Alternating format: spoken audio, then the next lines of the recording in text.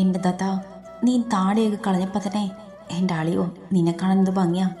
ആദ്യ ദത്തനെ കെട്ടിപ്പിടിച്ചുകൊണ്ട് പറഞ്ഞു, ദേ ആദ്യേട്ടാ, എൻ്റെ ചേട്ടായി കണ്ണു വെച്ചാലുണ്ടല്ലോ, നീ ഒന്ന് പോ പൊട്ടിപ്പണേ.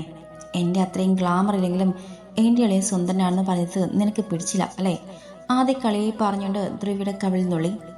എടാ ആദ്യക്കുട്ടാ, അവളുടെ ആങ്ങളയെ ഞാനിങ്ങനെ പന പോലെ നിൽക്കുമ്പോൾ നിനക്ക് അവളുമായി കൊഞ്ചാനൊക്കെ എങ്ങനെയാടാ നിനക്ക് ഇത്രയും ധൈര്യം? ദത്തൻ ഗൗരവത്തോടെ ചോദിച്ചു. എൻ്റെയും ദീക്ഷത്തിൻ്റെയും മുൻപിൽ വെച്ച് ഞങ്ങളുടെ പെങ്ങളുമായി ഇത്രയും നാളും നീ കൊഞ്ചൽ കാണിച്ച അതേ ധൈര്യം അടളിയാ.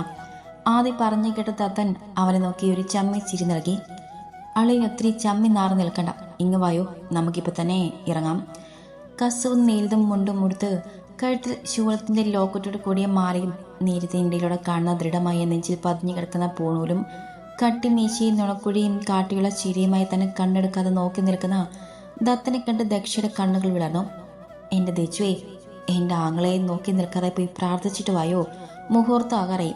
ധ്രുവി പറയുന്ന കേട്ട് അവൾ നാണത്തോടത്തിൻ്റെ കണ്ണുകൾ ദത്തനിൽ നിന്നും അടർത്തി മാറ്റി ശ്രീകോവിലേക്ക് നടയ്ക്ക് മുൻപിലേക്ക് ദക്ഷ നടന്നു. അവളോടൊപ്പം ദത്തനും. അവർ രണ്ടുപേരും ഉമമഹേശ്വര പ്രതിഷ്ഠയെ കൺനിറയെ കണ്ടു തൊഴുതു. ശിവനായ അങ്ങയുടെ ശക്തിയായി പാർവതി എന്നും കൂടെയുള്ളതുപോലെ എൻ്റെ ശക്തിയെ ദച്ചു എന്നും എൻ്റെ കൂടെ ഉണ്ടാവണേ. ദത്തൻ്റെ മനസ്സ് നിറയെ ആ പ്രാർത്ഥന മാത്രമായിരുന്നു. എൻ്റെ ദത്തേട്ടൻ്റെ കൂടെ എന്നും ഉണ്ടാകാൻ എനിക്കും കഴിയണേ എന്ന പ്രാർത്ഥന മാത്രമായിരുന്നു ദക്ഷയ്ക്ക്.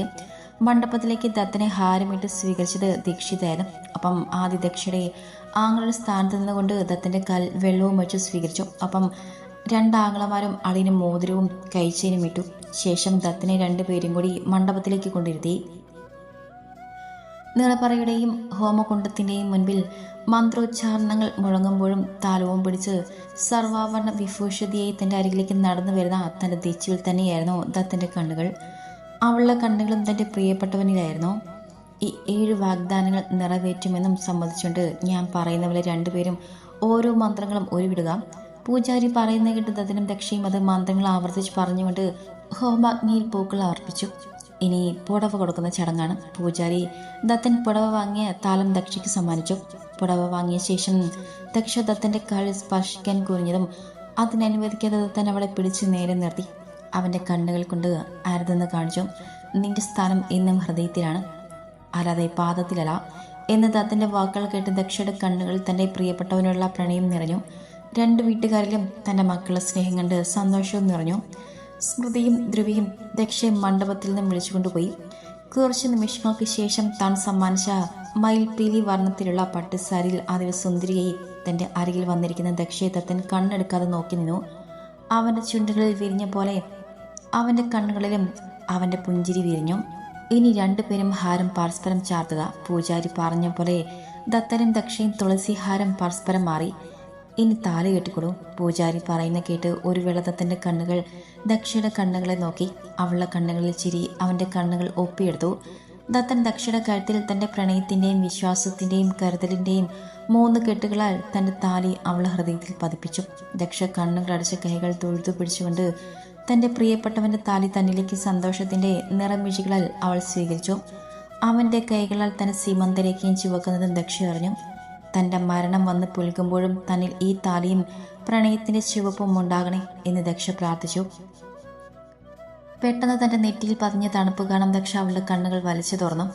തൻ്റെ നെറ്റിയിൽ ചുണ്ടുകൾ ചേർത്തകന്നു മാറുന്ന ദത്തനെ കണ്ട് ദക്ഷയുടെ മുഖം നാണത്തിൽ ചുവന്നു. ഇനി കുട്ടികളെ സഹോദരൻ വന്ന് കുട്ടിയുടെ കൈകളിൽ മലര് നിറച്ചാലും ആദ്യം ദീക്ഷിതൻ തൻ്റെ കൈകളിൽ മലരെടുത്ത് ദക്ഷയുടെ കൈകളിൽ നിറച്ചു. അതിനുശേഷം ദക്ഷ തൻ്റെ കൈകളിലേക്ക് മലര് ഹോമാഗ്നിയിൽ അർപ്പിച്ചു. ഇനി വധുവിൻ്റെ അച്ഛനെന്ന് പാണിഗ്രഹണം നടത്തിയാലും. പൂജാരി പറയുന്ന കേട്ട് മാധവൻ ശിവരാമനെയും കൊണ്ട് മണ്ഡപത്തിലേക്ക് വന്നു. രണ്ടുപേരും ചേർന്ന് തൻ്റെ മകളുടെ ദക്ഷയുടെ വലത്തെ കൈ ദത്തൻ്റെ വലത്തെ കൈയിൽ ചേർത്ത് വെച്ചു. ശിവറാമിൻ്റെയും മാധവൻ്റെയും കണ്ണുകൾ തൻ്റെ മകളെ സുരക്ഷിതമായ കരങ്ങളിൽ ഏൽപ്പിച്ച് നിർവൃത്തിയോടെ നിറഞ്ഞു. ആദ്യം ദീക്ഷിതും പെങ്ങളെയും അളയനെയും ഊട്ടിക്കാനായി ഇരയിൽ മത്സരിച്ച് ചോറും കറിയും വിളമ്പുന്ന തിരക്കിലായിരുന്നു. അങ്ങനെ സദ്യയും ഫോട്ടോ എടുപ്പും ഒക്കെ കഴിഞ്ഞ് ദക്ഷയെ ദത്തൻ്റെ കൂടെ പറഞ്ഞയക്കാനുള്ള സമയമായി എന്ന് പൂജാരി പറഞ്ഞപ്പോൾ ഉള്ളിലൊരു വിങ്ങലുണ്ടാവുന്നത് ദക്ഷ അറിഞ്ഞു. തൻ്റെ പ്രണയത്തെ തനിക്കിന്ന് സ്വന്തമായെങ്കിലും തൻ്റെ വീട്ടുകാരെ പിരിഞ്ഞു പോകുന്ന വിഷമം അവളിൽ നിറഞ്ഞു. അവളുടെ മനസ്സറിഞ്ഞ പോലെ അവളുടെ കയ്യിൽ ദത്തൻ്റെ കൈകൾ മുറുകി. ധരണിയെയും വേദയെയും ലക്ഷ്മിയെയും ഒക്കെ കെട്ടിപ്പിടിച്ചും മാധവന്റെയും ശിവറാമന്റെയും കൈകളിൽ കൂട്ടിപ്പിടിച്ചും കരഞ്ഞും ദക്ഷയെ ആദിയും ദീക്ഷിതും ചേർത്ത് പിടിച്ചുകൊണ്ടുവന്ന് ദത്തന്റെ അരികിൽ അവളെ ചേർത്ത് നിർത്തി. അളിയോ, പ്രത്യേകിച്ച് പറയേണ്ടെന്നറിയാം, എങ്കിലും ഇവളെ സഹോദരൻ നിലയിൽ ഞങ്ങൾ പറയും. ദീക്ഷിത്തും ആദിയും പറഞ്ഞു തീരും മുൻപ് ദത്തൻ ദക്ഷ തന്നോട് ചേർത്ത് പിടിച്ചു പറഞ്ഞു. എൻ്റെ പെണ്ണിനെ ഞാനെന്നും എന്നോട് ചേർത്ത് പിടിച്ചു. അവളെ സുഖങ്ങളിലും ദുഃഖങ്ങളിലും എന്നും പങ്കുചേരും. ദത്തൻ പറയുന്നത് കേട്ട് ദീക്ഷിതിൻ്റെയും ആദിയുടെയും കണ്ണുകൾ സന്തോഷത്താൽ നിറഞ്ഞു. സ്മൃതി കൊടുത്ത നിലവിളക്കം പിടിച്ച് ദക്ഷ ഹിമശൃംഗം തറവാട്ടിലെ പടികൾ ദത്തനോടൊപ്പം വലതുകാൽ വെച്ച് കയറി. പൂജാമുറിയിൽ വിളക്ക് വെച്ച് ദക്ഷ കൈകൂപ്പി പ്രാർത്ഥിച്ചു. ദത്തനെയും ദക്ഷയും മധുരം കൊടുത്ത് ചടങ്ങൊക്കെ കഴിഞ്ഞ് ആദിയും ധ്രുവിയും കൂടി 2 മുറിയിലേക്ക് കൊണ്ടുപോയി. നീ എന്തിനാ ഇനി ഇങ്ങോട്ട് കൊണ്ടുവന്നത്? ഞാൻ എൻ്റെ മുറിയിൽ പൊയ്ക്കോളാം. അയ്യടാ മോന്, ഇപ്പോൾ ഇവിടെ ഇരുന്നാൽ മതി. റിസപ്ഷനൊക്കെ കഴിഞ്ഞിട്ട് നീ നിന്റെ മുറിയിൽ പോയാൽ മതി. എനിക്ക് അവസരം കിട്ടുമടാ സാമദ്രോഹി, നിനക്ക് ഞാൻ അന്ന് കാണിച്ചു തരാം. ദേഷ്യത്തോടെ പറഞ്ഞ് ദത്തനെ നോക്കി ആദി പുച്ഛിച്ചു. ഓ ആയിക്കോട്ടെ തമ്പ്ര, എൻ്റെ ഏട്ടത്തി വേഗം പോയി ഫ്രഷ് ആയിട്ട് വായു, വൈകിട്ട് റിസപ്ഷനുള്ളതാ. ധ്രുവി അതും പറഞ്ഞ് ദക്ഷയെ ആഭരണവും താലയിലെ പൂവുമൊക്കെ മാറ്റാൻ സഹായിച്ചു. എടി ധ്രുവി, നീ ഇപ്പം എന്താ എന്നെ വിളിച്ചേ? ദക്ഷ ചിരിയോടെ ചോദിച്ചു.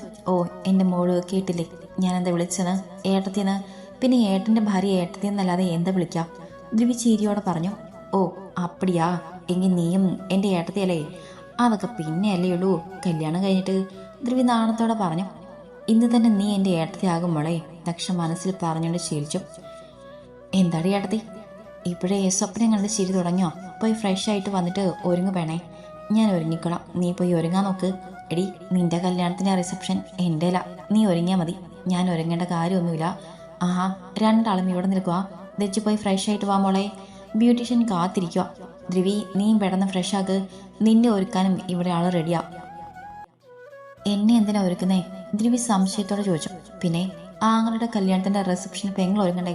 പോയി ഒരുങ്ങു വേണേ. ഓ അങ്ങനെ. എടാ, നീ ഒരുങ്ങിക്കഴിഞ്ഞോ? റോയൽ ബ്ലൂ ഷർട്ടും അതേ കരയുള്ള മുണ്ടും എടുത്ത് ഒരുങ്ങി നിൽക്കുന്ന ദത്തനെ കണ്ട് ആദ്യ ചോദിച്ചു. അതെ, ഒരുങ്ങിക്കഴിഞ്ഞല്ലോ. ഇനി എൻ്റെ ആളിനിങ്ങ് വന്നേ. ദത്തൻ ആദ്യം പിടിച്ച് തനിക്ക് അഭിമുഖമായി നിർത്തി. ബെഡിലിരിക്കുന്ന കവറിൽ നിന്നും കടും പച്ച ഷർട്ടും അതേ കരയുള്ള മുണ്ടും എടുത്ത് ആദ്യക്ക് നിര നീട്ടി. ആഹാ, എനിക്കുള്ള ഡ്രസ്സൊക്കെ നീ എടുത്ത് വെച്ചിട്ടുണ്ടായിരുന്നോ? ആദ്യ ചീരിയോടെ ചോദിച്ചു. പിന്നെ നിനക്കുള്ള എല്ലാം ഞാൻ എടുത്തു വച്ചിട്ടുണ്ട്, ദത്തൻ ചീരിയോടെ പറഞ്ഞു. അത് കേട്ട് ആദ്യം അവനെ നെറ്റി ചൊളിച്ച് നോക്കി. നീ എൻ്റെ അളിയനല്ലേ, അപ്പോൾ ഞാൻ ഇതൊക്കെ ചെയ്യണ്ടേ? ദത്തൻ ചീരിയോടെ പറഞ്ഞു. മോനെ, വൈകിട്ട് റിസപ്ഷനിൽ പോകുമ്പോൾ ഇതിട്ടാൽ മതി. മാധവൻ ഒരു കവർ ദീക്ഷിതിന് നേരെ നീട്ടിക്കൊണ്ട് പറഞ്ഞു. ഇതെന്താച്ചാ? ഇത് നിന്റെ അളിയൻ്റെ വക. അന്ന് ഡ്രസ്സ് എടുക്കാൻ പോയപ്പോൾ ദത്തൻ എന്നെ ഏൽപ്പിച്ചതാ. ഇന്നത്തെ റിസപ്ഷൻ നിനക്കിടാനുള്ളതെന്നും പറഞ്ഞ് മാധവൻ പറയുന്ന കേട്ട് ദീക്ഷിതിന് നിറപുഞ്ചിരിയോടെ ആ കവർ വാങ്ങി. എൻ്റെ അമ്മേ, എൻ്റെ അല്ല, ശിവയുടെ റിസപ്ഷൻ. നിങ്ങളെല്ലാവരും കൂടി എന്നെ ധാവണയൊക്കെ ഒടിപ്പിച്ച് ഒരുക്കുന്നത് എന്തിനാ? നീ ഞങ്ങളെ മകളല്ലേ, അപ്പോൾ നിന്നെ ഒരുക്കാനുള്ള കടമ ഞങ്ങൾക്കില്ലേ? ഈ അമ്മയുടെ ഒരു കാര്യം, ലജ്ജ ചീരിയോടെ പറഞ്ഞു. വൈകിട്ട് 5 മണി ആയപ്പോഴേക്കും എല്ലാവരും ഓഡിറ്റോറിയത്തിലെത്തി. റോയൽ ബ്ലൂ ഹെവി വർക്കുള്ള സാരിയും തൻ്റെ താളെ സിന്ദൂരവുമായി നിൽക്കുന്ന തൻ്റെ ദച്ചുവിനെ കണ്ട് ദത്തൻ്റെ കണ്ണുകൾ വിടർന്നു. ദച്ചുവിൻ്റെ അവസ്ഥയും മറച്ചില്ലായിരുന്നു. അവളും തൻ്റെ പ്രിയനെ നോക്കി കാണുകയായിരുന്നു. തനിക്ക് ഏറ്റവും പ്രിയപ്പെട്ട തന്നെ മാത്രം ഉറ്റുനോക്കുന്ന അവൻ്റെ കണ്ണുകളും ചിരിക്കുമ്പോൾ അവനിൽ വിടരുന്ന നുണക്കുഴിയുമെല്ലാം അവളുടെ കണ്ണുകൾ ഒപ്പിയെടുക്കുകയായിരുന്നു. ഇന്ന് നമ്മുടെ ദത്തൻ്റെയും ദക്ഷയുടെയും വിവാഹ റിസപ്ഷൻ മാത്രമല്ല, മറ്റൊരു ഫംഗ്ഷൻ കൂടി ഇന്നിവിടെ നടക്കുന്നുണ്ട്. ജയകൃഷ്ണൻ സ്റ്റേജിൽ കയറി നിന്ന് മൈക്കിലൂടെ പറയുന്നിട്ട് എല്ലാവരും എന്താ കാര്യമെന്നറിയാൻ ആകാംക്ഷയോടെ നോക്കി നിന്നും. അത് ഇന്ന് ഞങ്ങളുടെ ദീക്ഷിതിൻ്റെയും ലക്ഷ്മിയുടെയും അതുപോലെ ആദിയുടെയും ധ്രുവിയുടെയും റിംഗ് എക്സ്ചേഞ്ച് ഫംഗ്ഷൻ കൂടി ഇവിടെ നടക്കുന്നുണ്ട്. ജയകൃഷ്ണൻ പറയുന്ന കേട്ട് എല്ലാവരും ആഹ്ലാദത്തോടെയാണ് ഇരുന്നതെങ്കിലും ദീക്ഷിത്തും ലക്ഷ്മിയും ആദിയും ധ്രുവിയും ഞെട്ടി നിൽക്കുകയായിരുന്നു. ദത്തനും ദക്ഷയും സ്റ്റേജിൽ നിന്നും ഇറങ്ങി വന്ന് അവരെ 4 പേരെയും കൊണ്ടുവന്ന് സ്റ്റേജിൽ നിർത്തി. ദീക്ഷിതും ആദിയും ഒരുപോലെ കടുംപച്ച ഷർട്ടും അതേ കരയുള്ള കസവും കൊണ്ടും, ധ്രുവിയും ലക്ഷ്മിയും കടുംപച്ച ബ്ലൗസും സെറ്റിന്റെ ധാവണിയുമായിരുന്നു വേഷം. ദത്തൻ ദീക്ഷിതിനെ ലക്ഷ്മിയുടെ അരികിലും ദക്ഷ ധ്രുവിയെ ആദിയുടെ അരികിലും പിടിച്ചു നിർത്തി. മാധവൻ കൊടുത്ത റിങ് ദീക്ഷിതും, നന്ദൻ കൊടുത്ത റിങ് ലക്ഷ്മിയും കൈയിൽ വാങ്ങി പിടിച്ചു. അതുപോലെ ജയകൃഷ്ണൻ കൊടുത്ത റിങ് ആദിയും, സ്മൃതി കൊടുത്ത റിങ് ധ്രുവിയും കൈകളിൽ വാങ്ങി. ഇനി 2 കൂട്ടരും റിങ് എക്സ്ചേഞ്ച് ചെയ്യേ എന്ന് ദത്തൻ പറഞ്ഞു കേട്ട് 2 കൂട്ടരും ദത്തനെന്ന് ഒഴിഞ്ഞു നോക്കി. അത് കണ്ട് ദത്തൻ ഒരു ചമ്മി ചിരി അവർക്ക് സമ്മാനിച്ചു. ആദിയും ധ്രുവിയും അതുപോലെ ദീക്ഷിതും ലക്ഷ്മിയും അവരുടെ മോതിരങ്ങൾ പങ്കാളികളുടെ കൈകളിൽ അണിയിച്ചു. ചടങ്ങ് കഴിഞ്ഞതും സ്റ്റേജിൽ നിന്നും ആദിയും ദീക്ഷിതും ധ്രുവിയും ലക്ഷ്യം താഴേക്കിറങ്ങി. ദത്തനും ദക്ഷയും മാത്രം സ്റ്റേജിൽ അവശേഷിച്ചു. ഇന്ന് ഞങ്ങൾക്ക് ഇത്രയും നല്ല ഒരു സർപ്രൈസ് തന്ന ഞങ്ങളുടെ പെങ്ങൾക്കും മളീനും ഞങ്ങളുടെ വക ഒരു സർപ്രൈസ്. ആദ്യയുടെ അനൗൺസ്മെന്റ് കേട്ട് ദത്തനും ദക്ഷയും ഒന്നും ഞെട്ടി. ദത്തനും ദക്ഷയും നല്ല ഗായകരാണെന്ന് ഇവിടെയുള്ള നമുക്ക് എല്ലാവർക്കും അറിയാമല്ലോ. അതുകൊണ്ട് തന്നെ ഇന്ന് ഇത്രയും നല്ലൊരു ദിവസമായിട്ട് അവരുടെ സംഗീതം കൂടി ഉണ്ടെങ്കിൽ ഈ ആഘോഷരാവ് ഇരട്ടി മധുരമാകും. അതുകൊണ്ട് തന്നെ എൻ്റെ പെങ്ങളെയും അളീനെയും നല്ലൊരു പ്രണയഗാനം ആലപിക്കാനായി ഞാൻ ക്ഷണിക്കുന്നു. ആദ്യ പറഞ്ഞു കഴിഞ്ഞതും ദത്തനും ദക്ഷയും ആശ്വാസത്തോടെയിരുന്നു. ആദ്യ സർപ്രൈസ് എന്ന് പറഞ്ഞപ്പോൾ എന്തോ പണി തരാനാണെന്ന് വിചാരിച്ചത്, പക്ഷേ പാട്ട് പാടാനാണെന്ന് അത് കേട്ടതും ദത്തനും ദക്ഷയ്ക്കും ആശ്വാസമായി. പക്ഷെ ആദ്യയുടെ അടുത്ത പ്രഖ്യാപനം കേട്ട് ദത്തനും ദക്ഷയും ഞെട്ടി. ഞങ്ങൾ ഇട്ടു തന്ന കരോക്കയുടെ പാട്ട് പാടണം. എൻ്റെ ദൈവമേ, ഇവന്മാർ ഏത് പാട്ടിൻ്റെ കരോക്കാണ് ഇടാൻ പോകുന്നത്? ദത്തൻ ദക്ഷയോട് ചോദിച്ചു. ആർക്കറിയാം, എന്തായാലും നമ്മൾ ശരിക്കും പെട്ടു. നിമിഷങ്ങൾക്കകം പാട്ടിൻ്റെ കരോക്ക മുഴങ്ങി. ദീക്ഷിത് രണ്ടുപേർക്കും മയക്കൊക്കെ കൊണ്ടു കൊടുത്ത് എല്ലാം സെറ്റ് ചെയ്തു. പാട്ടിലെ കരോക്കിൽ ഈണം കെട്ടി ദത്തൻ തന്നെ പാട്ട് പാടി തുടങ്ങി. അവരുടെ മധുരമായ സ്വരത്തിൽ നിന്നും ആ പ്രണയഗാനം കേട്ട് ആസ്വദിക്കുകയായിരുന്നു അവിടെ ഉണ്ടായിരുന്ന എല്ലാവരും. പക്ഷെ ദത്തനും ദക്ഷയും ആ വരികളിലൂടെ അവരുടെ പ്രണയത്തിനാഴം തേടുകയായിരുന്നു.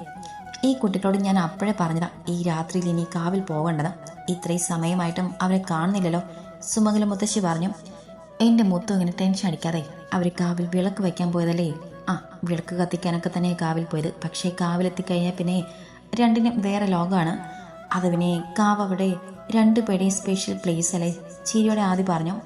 നമ്മുടെ പ്രണയം മുട്ടിട്ട ഈ നാഗക്കാവും ഇവിടുത്തെ തേവരുമില്ലാതെ നമ്മുടെ സമാഗമത്തിന് പൂർണ്ണത കൈവരില്ല. ദത്തന്റെ വാക്കുകൾ കേട്ട് നറുപുഞ്ചിരിയുടെ ദക്ഷ അവനെ നോക്കി. അതെ ദത്തേട്ടാ, ഈ നാഗത്തേവയുടെ അനുഗ്രഹം മാത്രം കൊണ്ടാണ് ഇത്രയും തടസ്സങ്ങൾ ഉണ്ടായിട്ടും നമ്മൾ ഒന്നിച്ചു ചേർന്നത്. അതുകൊണ്ട് തന്നെ ഇന്നത്തെ ദിവസം തേവയുടെ മുൻപിലുള്ള ഈ വിളക്ക് നമ്മൾ ഒന്നിച്ച് തെളിയിച്ചുകൊണ്ട് തന്നെ നമ്മുടെ നന്ദി അറിയിക്കണം. അതുമാത്രമല്ല, എനിക്ക് മറ്റൊരാഗ്രഹം കൂടെയുണ്ട്. ദേ ഇവിടെ നമ്മുടെ കാവിൽ വെച്ച് നിന്റെ സിമന്തരേഖ ഒരിക്കൽ കൂടി എനിക്ക് ചുവപ്പിക്കണം എന്നും പറഞ്ഞുകൊണ്ട് ദത്തൻ്റെ കയ്യിൽ കരുതിയ സിന്ദൂരച്ചെപ്പിൽ നിന്നും അവൻ ഒരു നുള്ള സിന്ദൂരമെടുത്ത് ദക്ഷയുടെ സീമന്തരേഖ വീണ്ടും ചുവപ്പിച്ചു. ദക്ഷ തൻ്റെ കണ്ണുകൾ അടച്ച് അവൻ്റെ ചുവപ്പിനെ പ്രണയത്തോടെ സ്വീകരിച്ചു. അടങ്ങിയിരിക്കും ദത്തേട്ടാ, കാവിൽ വെച്ചാണോ ഉമ്മ വയ്ക്കുന്നേ? നെറ്റിയിൽ പതിഞ്ഞ ദത്തൻ്റെ ചുണ്ടുകളുടെ നന്ദ സ്പർശം അറിഞ്ഞ ദക്ഷ കണ്ണുകൾ വലിച്ചു തുറന്ന് ദത്തനെ കൂർപ്പിച്ച് നോക്കിക്കൊണ്ട് പറഞ്ഞു. എൻ്റെ തെച്ചുട്ടി, നീ എന്നെ കൂർപ്പിച്ച് നോക്കലേ. ഈ കാവിലെ തേവരെ നമ്മുടെ സ്വന്തം ആളാ. പിന്നെയുണ്ടല്ലോ, ഞാൻ നിനക്ക് ഒരു ഉമ്മ തന്നെന്ന് വെച്ച് ഈ നാഗത്തേവര് കോപിക്കൊന്നുമില്ല കേട്ടോ. തൻ്റെ മേശത്തുമ്പ് കടിച്ചു പിടിച്ച് കുസൃതിച്ചിരിയുടെ ദത്തൻ പറഞ്ഞു. തന്നോടുള്ള പ്രണയം നിറഞ്ഞ അവൻ്റെ കണ്ണുകളും ചിരിക്കുമ്പോൾ അവൻ്റെ വലത്തെ കവിളിൽ വിരിഞ്ഞ നുണക്കൊടിയും നോക്കി ദക്ഷ പരിസരം മറന്നു നിന്നു. എൻ്റെ തെച്ചൂട്ടിയെ, നീനെ നോക്കി സ്വപ്നം കണ്ടോട് നിൽക്കാതെ ഇങ്ങോട്ട് വന്നേ, നമുക്ക് ഈ ദീപം തെളിയിക്കാം. ദത്തൻ ദക്ഷയുടെ കൈയും പിടിച്ച് തേവയുടെ നടയിലെ ദീപത്തിലെ തിരി തെളിയിച്ചു. അവരിരുവരും മനസ്സ് നിറഞ്ഞ തേവരെ പ്രാർത്ഥിച്ചു. കാവിലെ വിളക്ക് പദവിയിലും പ്രകാശത്തിൽ ഒന്ന് തിളങ്ങി. എൻ്റെ ഏട്ടത്തി, ഇനി ഗ്ലാസ് അങ്ങോട്ട് പിടിച്ചേ. ധ്രുവി ചീരിയോടെ പറഞ്ഞൊരു ഗ്ലാസ് ദക്ഷയുടെ കയ്യിലേക്ക് പിടിച്ചേൽപ്പിച്ചു. ഇതൊക്കെ വേണം ധ്രുവി, എനിക്ക് ആകെ ഒരു വെപ്രാളം. ആഹാ, ഇതായിപ്പോൾ നല്ല കാര്യമായിരിക്കുന്നേ. നീ എന്തിനാ ദക്ഷിങ്ങനെ ടെൻഷൻ അടിക്കുന്നേ? ഇങ്ങോട്ട് വാവണേ, നിന്ന് താളം തുള്ളാതെ എന്നും പറഞ്ഞ ധ്രുവി ദക്ഷതത്തിൻ്റെ മുറിയിലേക്ക് പറഞ്ഞു വിട്ടു. മുറിയിലേക്ക് കയറുന്ന ദക്ഷയുടെ കണ്ണുകൾ ആ മുറിയിൽ മുഴുവനും പരതി. നേരത്തെ താൻ കണ്ട മുറിയല്ല അതെന്ന് അവൾക്ക് തോന്നിപ്പോയി. ബെഡിൽ മുഴുവനും മയിൽപ്പീലികളും മഞ്ചാടി മണികളും ചിതറിക്കിടക്കുന്നു. മയിൽപ്പീലികളും ചുവന്ന മഞ്ചാടി മണികളും തൂവെള്ള ബെഡിൽ ചിതറിക്കിടക്കുന്നതിൻ്റെ ഭംഗി അവൾ ആസ്വദിച്ചു നിന്നും. പുറകിലൂടെ തൻ്റെ ഇടുപ്പിൽ പതിഞ്ഞ കൈകളും തൻ്റെ കഴുത്തിന് പുറകിൽ പതിഞ്ഞ ചുടുനിശ്വാസവും ദക്ഷയുടെ ഹൃദയമെടുപ്പ് ക്രമാതീതമായി ഉയർത്തി. അവളുടെ കയ്യിലെ പാൽ ഗ്ലാസ് തൂക്കി തുടങ്ങി. എൻ്റെ ദച്ചുട്ടിയെ, നീ എന്തിനാ ഇങ്ങനെ വിറയ്ക്കുന്നേ? നീ നിന്റെ കയ്യിലെ പാൽ ഗ്ലാസ്സിലെ പകുതിയും തറ തന്നെ കുടിച്ചു. ഇനി നമ്മൾ എന്ത് കുടിക്കും എന്നും കുസൃതയുടെ ചെവിയിൽ പതിഞ്ഞ ശബ്ദത്തിൽ പറഞ്ഞുകൊണ്ട് ദത്തൻ അവളുടെ കയ്യിൽ നിന്ന് പാൽ ഗ്ലാസ് വാങ്ങി മേശപ്പുറത്ത് വെച്ചു. എൻ്റെ ദച്ചുട്ടിയെ, നീ ഇങ്ങനെ മുഖം കുനിച്ച് നിൽക്കാതെ ഇങ്ങോട്ട് നോക്കിയേ എന്നും പറഞ്ഞ് ദത്തൻ തൻ്റെ ചൂണ്ടുവിരൽ കൊണ്ട് താഴ്ത്തുമ്പിൽ പിടിച്ച് അവളുടെ മുഖം തനിക്ക് നേരെ പിടിച്ചുയർത്തി. തൻ്റെ കണ്ണുകൾ തന്നെ പ്രണയത്തോടെ ഉറ്റുനോക്കുന്ന തൻ്റെ പ്രിയൻ്റെ കണ്ണുകൾ അവൾ അകപ്പെട്ടു പോയി. അവളുടെ മുഖം മുഴുവനും ദത്തൻ്റെ കണ്ണുകൾ ഓടി നടന്നു. അവളുടെ നിറക്കയിൽ തൻ്റെ പേരുള്ള ചുവപ്പ് കാണുന്തോറും അവന് തൻ്റെ പ്രണയത്തിൽ ലയിച്ചു ചേരാനുള്ള ഉള്ളം വെമ്പി. ദത്തൻ ദക്ഷയുടെ മുഖം തൻ്റെ കൈകളിൽ കോരിയെടുത്ത് അവളുടെ നെറ്റിയിൽ തൻ്റെ പ്രണയം ചാലിച്ചുകൊണ്ട് അമർത്തി ചുംബിച്ചു. അവൻ്റെ ചുംബനത്തിൻ്റെ തീവ്രതയിൽ ദക്ഷയുടെ കണ്ണുകൾ കൂമ്പിയടഞ്ഞു. അവളുടെ കൈകൾ ദത്തൻ്റെ നെഞ്ചിൽ പതിഞ്ഞു. തൻ്റെ ഒരു ചുംബനത്തിൽ വിവശയായവളെ ദത്തൻ നിറഞ്ഞ പ്രണയത്തോടെ അവളുടെ കണ്ണുകളിൽ അമർത്തി ചുംബിച്ചു. അവിടെ നിന്നും അവൻ്റെ അതരം അതിൻ്റെ ഇണയിൽ വിശ്രമിച്ചു. ആദ്യ ചുംബനത്തിൻ്റെ ആലസ്യത്തിൽ ഇരുവരുടെയും കണ്ണുകൾ കൂമ്പിയടഞ്ഞു. ഏറെ നേരം അതരങ്ങൾ അവളുടെ ഇണയുമായി കിന്നാരം ചൊല്ലി. ഒടുവിൽ ശ്വാസം അവർക്കിടയിൽ വില്ലനായപ്പോൾ ദത്തൻ അവൻ്റെ പ്രണയിനിയിൽ നിന്നും തൻ്റെ ആദരങ്ങൾ പിൻവലിച്ചുകൊണ്ട് അവളതിന് നെഞ്ചിലേക്ക് ചേർത്ത് വെച്ചു. ഇരുവരും ഏറെ നേരം അങ്ങനെ തന്നെ ചേർന്ന് നിന്നും. ഇങ്ങനെ നിന്നാൽ മതി ദച്ചുട്ടിയെ, നീങ്ങി വന്നേ, നമുക്കതേ ഇത് കുടിച്ചിട്ട് ഒരിടം വരെ പോകാം എന്നും പറഞ്ഞ് ദത്തൻ ദക്ഷയെ തൻ്റെ നിന്നും അടർത്തി മാറ്റി മേശപ്പുറത്തിരിക്കുന്ന പാൽ ഗ്ലാസ് എടുത്ത് അവൾക്ക് നേരെ നീട്ടി. ചുവന്നു തൊടുത്ത മുഖത്തോടെ മിഴികൾ താഴ്ത്തി നിൽക്കുന്ന ദക്ഷയെ കണ്ട് ദത്തൻ അവളുടെ മുഖം തനിക്ക് നേരെ പിടിച്ചുയർത്തി. അവളുടെ മുഖത്തെ ഭാവം കണ്ട് ദത്തൻ്റെ ചുണ്ടിൽ മനോഹരമായി ചിരി വിരിഞ്ഞു. എൻ്റെ ദച്ചുട്ടിയെ, നീ ഇങ്ങനെ നാണിച്ച് ചുവന്ന് നിൽക്കാതെ ഇത് കുടിച്ചേ, എന്നിട്ട് വേണം നമുക്ക് ഒരിടം വരെ പോവാൻ. ഇപ്പോഴോ? എവിടെ പോകാൻ? ദത്തൻ പറയുന്ന കേട്ട് ദക്ഷ സംശയത്തോടെ ചോദിച്ചു. അതൊക്കെ പോകുമ്പോൾ കാണാം. ഇപ്പം എൻ്റെ ദച്ചുട്ടി ഇതങ്ങോട്ട് കുടിച്ചേ, ക്ഷീണം ഒക്കെ മാറട്ടെ, ഇനി ഇത്തിരി പരിപാടിയുള്ളതാ എന്ന് മേശത്തുമ്പ് കടിച്ചു പിടിച്ച് കുസ്തൃതിയോടെ പറയുന്ന ദത്തനെ കണ്ട് ദക്ഷ പകച്ചു നോക്കി. ദത്തൻ അവളെ കണ്ണിറുക്കി കാണിച്ചുകൊണ്ട് തൻ്റെ കയ്യിലെ പാൽ ഗ്ലാസ് ദക്ഷയുടെ ചുണ്ടിലേക്ക് ചേർത്ത് വെച്ചു. കുറച്ച് കുടിച്ചു കഴിഞ്ഞതും അവൾ ഗ്ലാസ് അവളിൽ നിന്നും അടർത്തി മാറ്റി അവൻ്റെ ചുണ്ടിലേക്ക് ചേർത്തു.